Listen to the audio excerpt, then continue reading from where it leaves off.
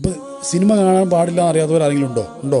അറിയാത്തവരാരെങ്കിലും ഉണ്ടോ? കാണുന്നവരുണ്ടോ എന്നല്ല, അറിയാത്തവരാരെങ്കിലും ഉണ്ടോ? അല്ലാതെ നമുക്ക് പുറത്തിറട്ടെ. ഈ എത്ര കുട്ടികളെ മക്കളെ കണ്ണിന് ക്യാൻസർ ബാധിച്ചിട്ട് ചികിത്സ നടത്തുന്നുണ്ടെന്ന് അറിയോ? എത്ര കുട്ടികൾ ചെവിക്ക് പഴുപ്പ് ബാധിച്ചിട്ട് മാരകമായ രോഗം ബാധിച്ചിട്ട് കേൾവി ശക്തി ഇല്ലാതായി പോയിട്ടുണ്ട്. നമുക്കൊരു അള്ളാനെ വിളിക്കണമെങ്കിൽ രോഗം വരണം. ഒരു കാര്യം പറയട്ടെ, ഈ കണ്ണുക്ക് കണ്ണല്ലാതെ വന്ന് എന്തിനാണെന്നറിയോ? നിങ്ങൾക്ക് രണ്ട് കാര്യത്തിന് എന്താ ഉത്തരം പറയാൻ പറഞ്ഞേ നോക്കട്ടെ. ഒന്ന് കണ്ണ് തുറക്കാൻ, ഒന്ന് കണ്ണടക്കാൻ, അതൊന്നുമില്ല. രണ്ട് കാഴ്ചകൾക്കാണ് കണ്ണ് തന്നത്. രണ്ട് കാഴ്ചക്ക്, ഒന്ന് ഈ ലോകത്ത് വെച്ച് റസൂലുള്ളാഹിനെ കാണാൻ സ്വല്ലല്ലാഹു അലൈഹി വസല്ലം, രണ്ടാമത് നാളെ സ്വർഗത്ത് വെച്ചിട്ട് അള്ളാനെ കാണാൻ. അതിനാണ് ഈ കണ്ണന്നെ ആ കണ്ണ്. അള്ളാഹുവിന്റെ കപ്പാസിറ്റിക്ക് കൂടി തരും. ഇപ്പൊ കാണാൻ കഴിയില്ല. ഇപ്പൊ അള്ളാനെ കാണാൻ കഴിയില്ല എന്ന് മാത്രമല്ല, ഇപ്പൊ നമ്മള് ഈ ലോകത്ത് കാഴ്ചകൾ പലതും ഉണ്ട്. ഇപ്പൊ ഇവിടെ ഈ ഒരു റിമോട്ട് അതുമായിട്ട് അതിന്റെ ഇടയ്ക്ക് രശ്മികൾ ഉണ്ടാവില്ലേ, അൾട്രാവയലറ്റ് രശ്മികൾ നമുക്ക് കാണാൻ പറ്റുന്നില്ല. പക്ഷേ ശരീരത്തിന് ആഘാതം ഉണ്ടാക്കുന്നില്ലേ, സൂര്യാഘാതം വരുന്നില്ലേ, നമുക്ക് കാണാൻ പറ്റാത്ത ലോകങ്ങൾ ഒരുപാടുണ്ട്. സത്യം പറയുകയാണെങ്കിൽ കണ്ണ് നമുക്ക് തന്നത് അള്ളാന്റെ ഹബീബിനെ കാണാനാണ്. ചെവി നമുക്ക് തന്നത് അള്ളാന്റെ ഹബീബിന്റെ സംസാരം കേൾക്കാനാണ്. ഈ കൈ നമുക്ക് തന്നത് അള്ളാന്റെ ഹബീബിന്റെ കരം പിടിക്കാനാണ്. അള്ളാഹു നമുക്ക് തൗഫീഖ് ചെയ്യട്ടെ.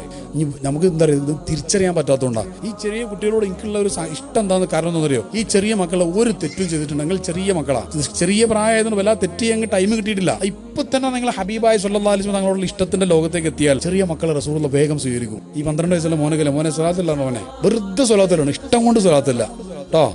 എല്ലാവരും ചൊല്ലുക ഇഷ്ടം കൊണ്ട്. ഇൻഷാ അല്ലാഹ്.